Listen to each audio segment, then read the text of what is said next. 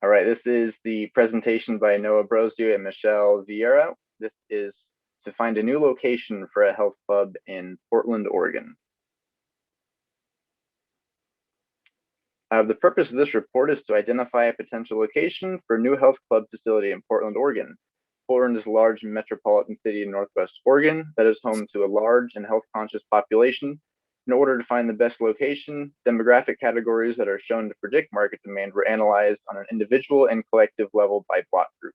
What are health clubs? So for the purpose of this report, any mention of health club will be referring to the facilities that are covered by the IBIS World Report 71394. It was authored by Tai Lee. I hope I am pronouncing that right. The definition is fitness and recreational sports facilities that feature exercise and other active physical fitness, conditioning, or recreational sports activities. Just a general overview of the industry. I won't get into all of the numbers in here, but it is a relatively positive increase year to year based on the data we were able to find.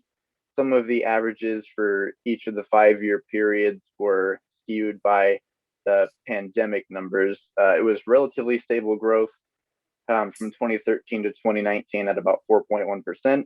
And then 2020 had a 13.72 decrease in revenue from almost 40 billion down to 34.5.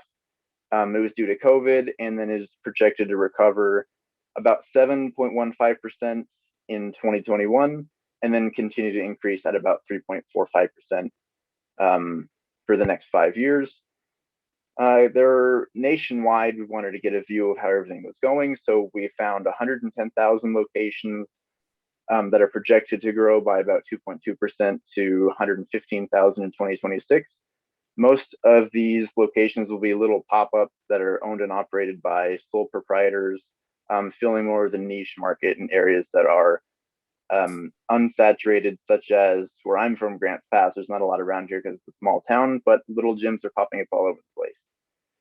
The next 5 years have demographic changes that are expected to further the increase in revenue. That includes a larger senior population and people just being generally health conscious nationwide.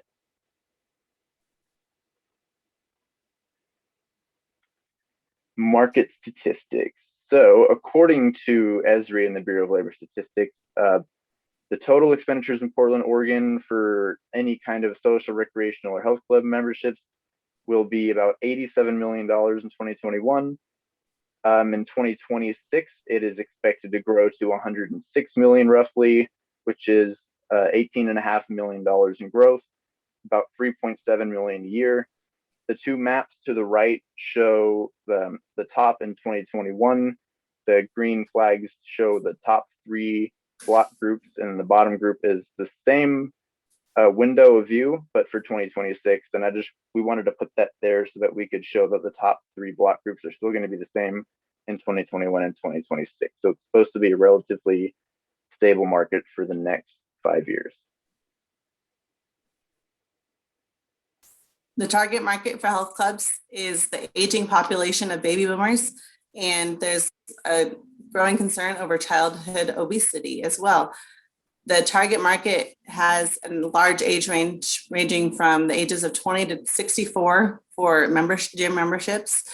The map shows the 2026 projected population by age of both males and females, ages 20 to 64 in Portland. The baby boomer population is becoming more health conscious due to their age and their new retirement status, and parents being worried about their children becoming obese also will continue to increase club memberships to keep their children active. Looking at the map below, it shows the largest population of the target age groups around the areas of Portland. As you can see, the highest numbers are around the outskirts, but the largest population is in where the block groups are.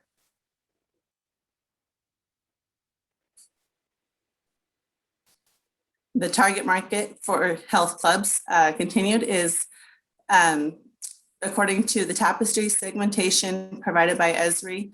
The Senior Styles Life Mode Group 9 is a target market that's focused on exercising and healthy living.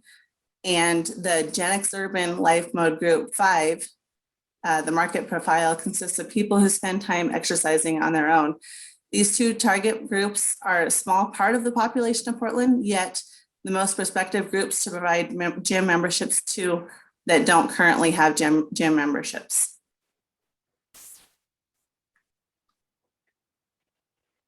Now, another aspect of the target market that we found was disposable income. It was a relatively good variable to predict the likelihood that someone is to have a gym membership. The more disposable income, the more likely that they will have some kind of health and recreational facility membership. The map to the right just shows the basic median disposable incomes by block group in Portland.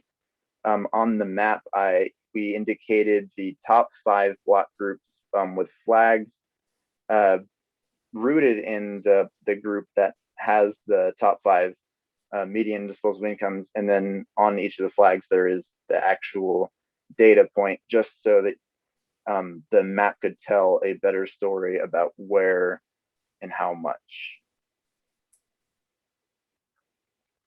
Sports and recreation participation, this was more of a unique variable that we came up with. It may sound obvious, but the more active that people are in sports, the more likely they are to belong to a health club. The map shows a number of people who reported having participated in any of the common recreational gym-related activities. And so in order to do this, we took, there was a survey report that had the number of respondents that reported participating in different activities that had to do with physical exercise and sports. And so we took the most gym related and the most sports club related variables and put them all into one. And then we found that the highest concentration tended to be in those 3 block groups right in the middle of Portland. All right, who is in Portland? So the infographic to the right shows the largest percentage of Portland population is millennials. Generation X and the baby boomer, cannot say that word today, generations make up the next largest percentage of population, with an average household income around $75,000 and a wealth index of 102, which is slightly over the national average for the city of Portland. They are more able to afford health club memberships.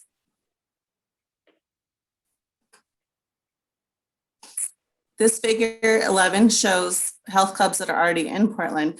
The current map shows locations of current fitness centers and health clubs and recreation centers that are already established in Portland. It may look dense, but with the projected growth between 2021 and 2026, there is definite room for growth in the fitness industry within Portland, Oregon. Increases in both per capita disposable income and consumer spending, which is, basically money left over after bills and whatnot, is expected to boost the industry expansion. Additionally, increased participation in sports is expected to bolster the demand for industry services, which will also drive revenue growth. The industry, as Noah talked about previously, is expected to grow at an annualized 2.7% to $42.3 billion over the next 5 years to 2026. So we looked at different possible sites based on the target market, and based on the previously described variables that we came up with, 3 block groups were determined to have the most desirable characteristics. The qualifying characteristics that we wanted to zero in on were population of ages from 2064, median disposable income, sports participation, and then the tapestry life mode groups. There was no set of predetermined minimums and maximums for each of these categories. We didn't have a specific minimum in mind. We just wanted to keep incrementally increasing the bottom until we got to 3 different block groups where we could look at closer and compare them individually. And I just wanted to add on to that real quick that I forgot to mention earlier, the tapestry life modes is a group of people that, as we put together based on lifestyles and spending habits and population qualifications. Yeah, so looking at those, we were able to compare the varying numbers. I won't read through each of these paragraphs because it just describes what we found down here. Between the three block groups, block group A, block group B, and block group C, block group A underperformed in all of them relative to group B and C, and block groups B and C were almost the same except for median disposable income and then the population from ages 20 to 64. The differences were very minimal, but there was enough to justify picking one over the other. And so based on these, we were able to come up to recommend block group B as the desired new site for the area in Portland, Oregon. The second choice would be block group C, followed lastly by block group A. It was made because block group B had the target market age bracket and median disposable income levels better than the other two block groups, and there was a negligible difference in sports participation. Block group C was a close second, but came up short in the age and disposable income categories to a level that we thought was not, it was still not an acceptable option when compared to block group B. And then block group A was obviously last in all these categories. It is important to note, we wanted to add this at the bottom, that any of these three block groups could be good potential areas to put a health club in. It was just between the three of these, we wanted to prioritize one over the other two. An important consideration that would be needed in this situation in a real life business decision would be an inquiry into property valuation and the tax implications for these different locations. It is doubtful, given how close each of these business or these locations are, that there would be any kind of large variation in these types of variables. But you would definitely still need to look into that just in case different districts are different, if you've ever been in Portland. And then the last important point to be made in this report is that there needs to be a lot more market research to see if the specific business model would be effective in taking competition as business, because we did a very broad, just general health club, where inside of that there could be a Planet Fitness, an LA Fitness, or like an upper end. I believe Orange Theory Fitness is another one as well. It's popular and important. It really just depends on what kind of health club you're wanting to open. So it was one thing that we did not specify that would definitely need to be taken into account if you were looking to open a health club in Portland.